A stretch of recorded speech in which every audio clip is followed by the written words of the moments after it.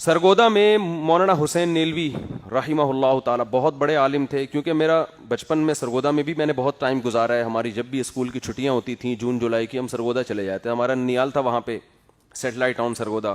تو سنہری مسجد ہمارے نانا کے گھر کے قریب تھی, وہاں ہم اکثر نماز پڑھ لیا کرتے تھے جا کے.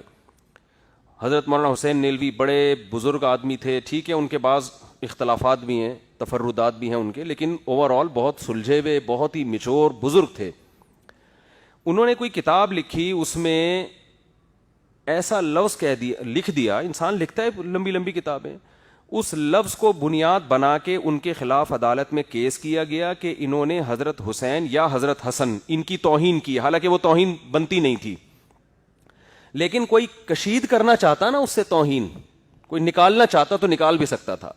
جج چونکہ وہ پہلے ہی سے ہی, بعض دفعہ جج بھی اپنی وہ دشمنی نکال رہے ہوتے ہیں, اس نے اہل بیت کی توہین کا کیس بنا کے مولانا حسین نیلوی صاحب کو جیل میں بند کر دیا اور ان کا جنازہ جیل سے اٹھائے.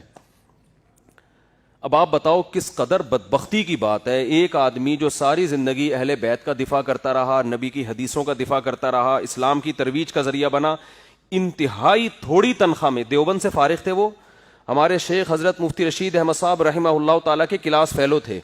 اور مفتی رشید احمد صاحب کہا کرتے تھے ان کے بارے میں, یہ شخص پیدائشی شریف معلوم ہوتا ہے, یعنی مزاج میں شرافت نہیں ہوتی, نرم خو, نرم مزاج اور علم کے سمندر تھے وہ, فقہی بصیرت ہر لحاظ سے, اور پرہیزگار. اتنی تھوڑی تنخواہ میں اتنے بڑے عالم نے ایک سرگودا کی ایک چھوٹی سی مسجد میں امامت کر رہے تھے, کوئی دنیا کی محبت نہیں. ذرا سے قلم کے کو بنیاد بنا کے اہل بیت کا گستاخ قرار دے کے ان کو کہاں لے گئے؟ جیل میں, اور جنازہ جیل سے اٹھا ان کا. تو میں جب 8ویں کلاس میں پڑھا کرتا تھا, کیونکہ میں تو یہ سب چیزیں بہت عرصے سے دیکھ رہا ہوں نا, اس وقت سے میں یہ کہہ رہا تھا کہ مذہبی حلقے کو بھرپور آواز اٹھانی چاہیے کہ اس مسئلے کو واضح کریں کہ قتل کرے گا کون. نمبر 2, گستاخی کی ڈیفینیشن کیا ہے؟ سمجھ میں آ رہی ہے بات کہ نہیں آ رہی؟ گستاخی کی ڈیفینیشن کیا ہے؟ گستاخی کی ڈیفینیشن میں اور آپ نہیں کریں گے, یہ لا میں لکھی بھی ہونی چاہیے, قانون میں لکھی بھی ہونی چاہیے, لوگوں کو پتا ہونا چاہیے کہ گستاخی کا مطلب کیا ہے, اور پھر اس کی بھی مزید کچھ تفصیلات ہوں جو میں انشاءاللہ بھی آپ کو بتاتا ہوں.